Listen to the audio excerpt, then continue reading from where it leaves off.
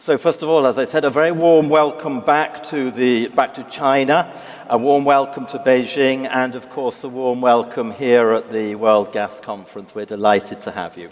Thank you.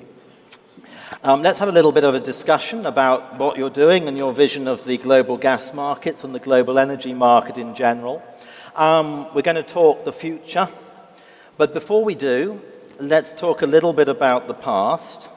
I remember having a great conversation with you 2 years ago in Vancouver at LNG 2023. How has the market changed in the last couple of years? First, I'd like to really thank the Chinese government and our hosts here, and it's a pleasure to be with you and everybody in the audience here. Since then, I think a lot of things have changed. We've had several wars erupt that disturbed our flow of gas, if you will, and the energy sector in general, whether it's the Ukraine-Russia war, what happened and is still happening in Gaza, and how that disturbed the flow of gas through the Red Sea. Of course, a lot of backtracking, if you will, from people thinking that you do not need oil and gas. It started, I think, in the discussion in that venue in Vancouver. But I think now people realize that we were going too aggressively in thinking that renewable energy can cover all the needs. So I think a lot of things have changed. A lot's changed in just two years. Okay, let's move and think forward. Perhaps you can share with us your vision that you have at QatarEnergy over the coming decade and beyond, and how you think that fits within the global energy mix. But perhaps picking up on your comment about the backtracking on fossil fuels. Yeah, I think one of the things that we've been consistent with in QatarEnergy and in Qatar in general is you've seen a lot of, countries and companies announcing net zero, and we were one of the rare countries around the world.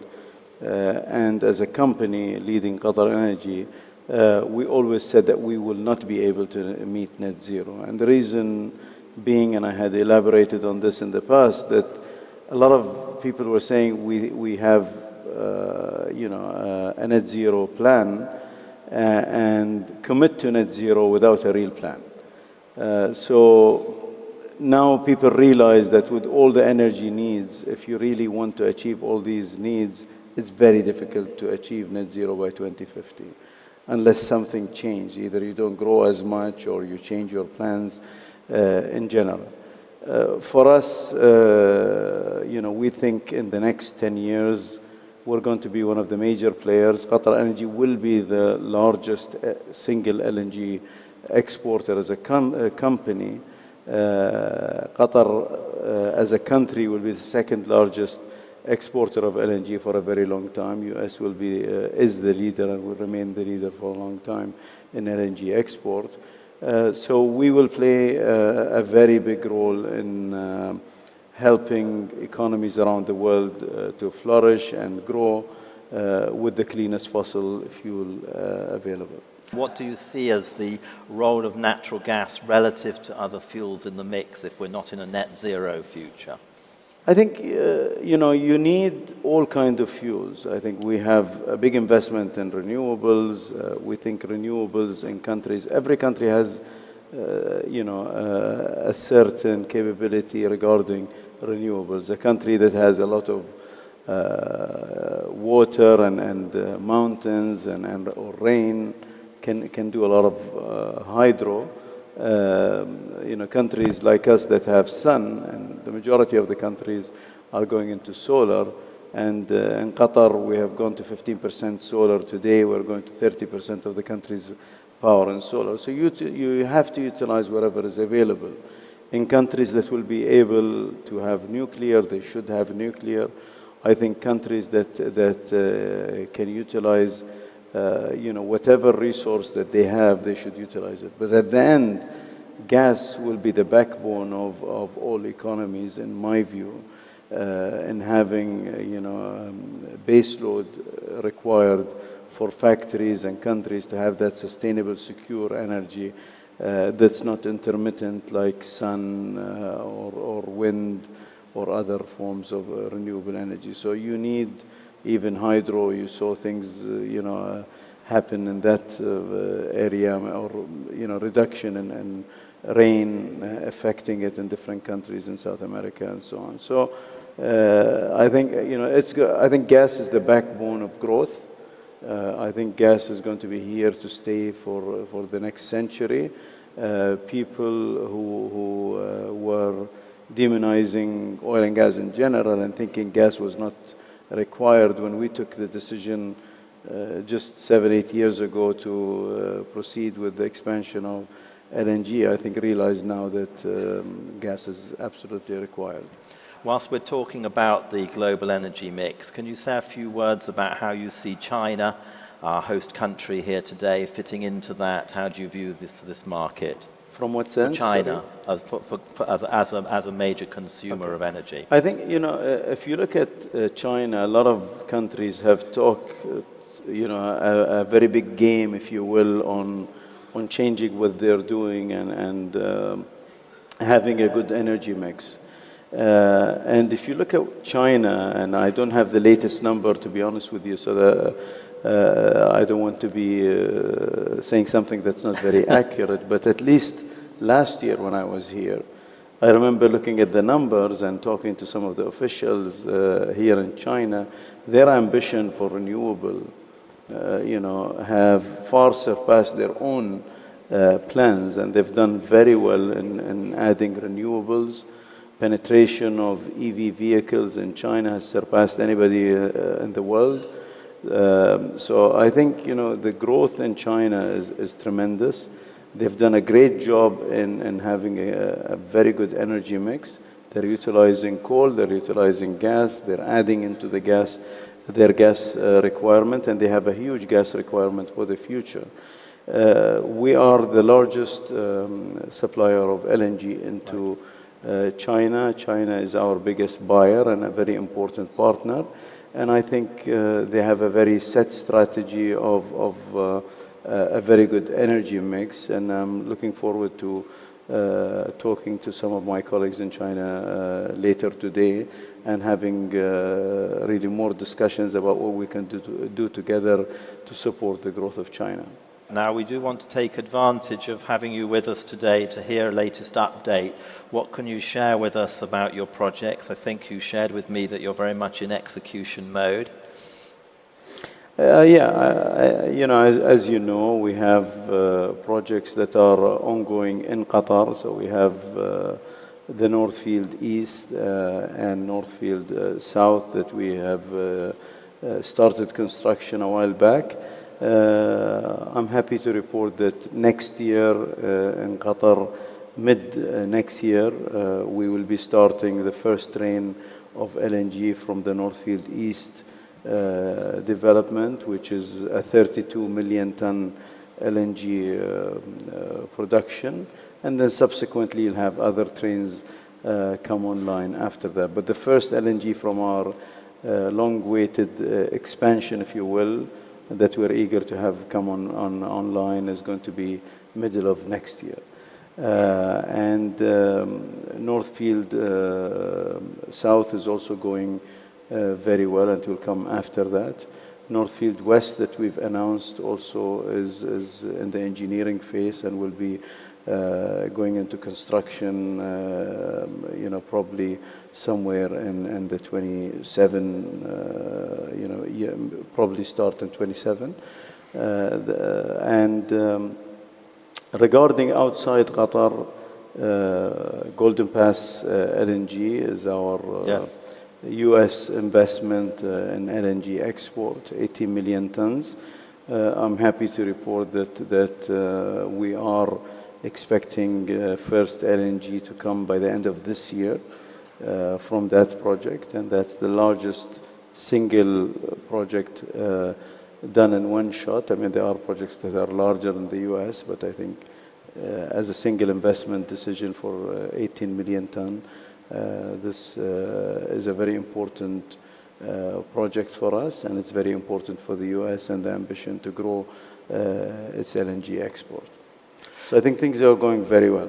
That's good to hear. And when we add up the numbers, that takes us from 77 million tons to... So we go from 77 million tons to 100... Yeah, this famous 77 to 160 million tons. So more than double our LNG capacity. More than double. Yes. A striking figure. Thank you for that. And maybe a quick word also. I think you focused on, of course, the LNG and the LNG supply, but you also have important downstream in activities going on. Correct. If I may just elaborate a little bit on your first question. Of course, we talk about the LNG and the output of the LNG, but I think also importantly talking about all the other things that we're doing to make sure that LNG gets delivered. And one of the things that's being supported by China is the shipbuilding. We have a huge fleet of LNG ships. We have around 70 today. The construction is for 128 new ships. A big number of that is built in China, and we're very proud of our collaboration with the Chinese shipyards that have performed very well, and we have received some of the ships.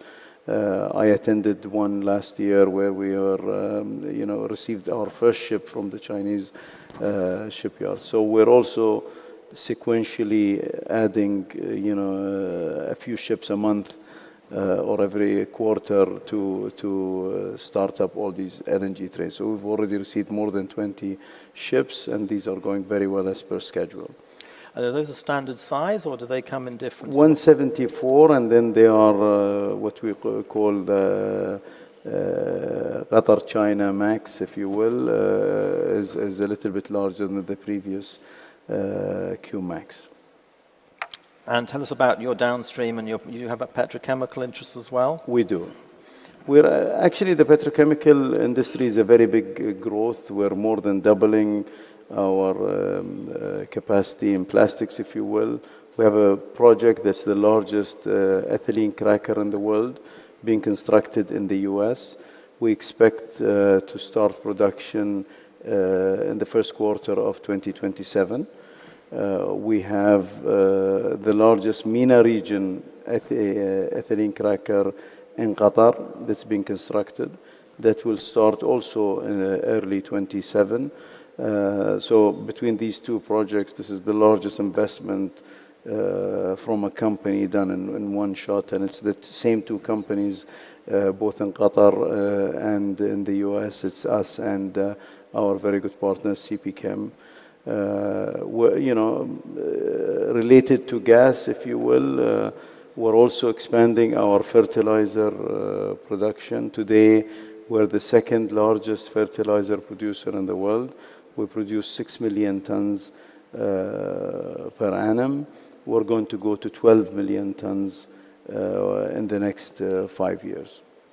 And CCS?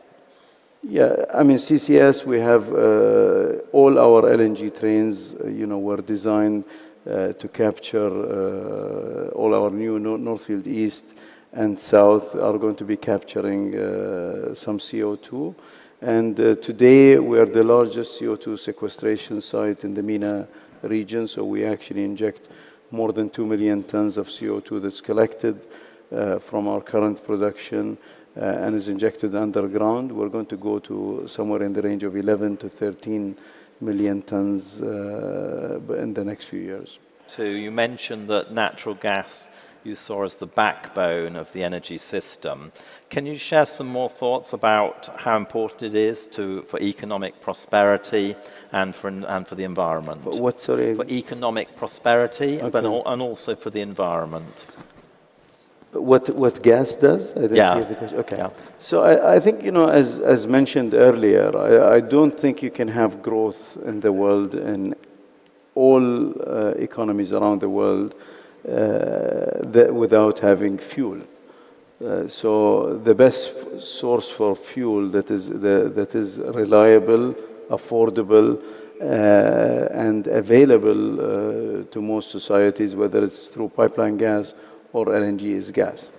And if you couple that with good practices, as far as if you look at the machinery, the emissions, and everything that's around that has become much, much better than in the past. The NOx, SOx, and we talk about, right, greenhouse gases, but all the other more corrosive, more dangerous gases, if you will, for the environment from a pollution point of view.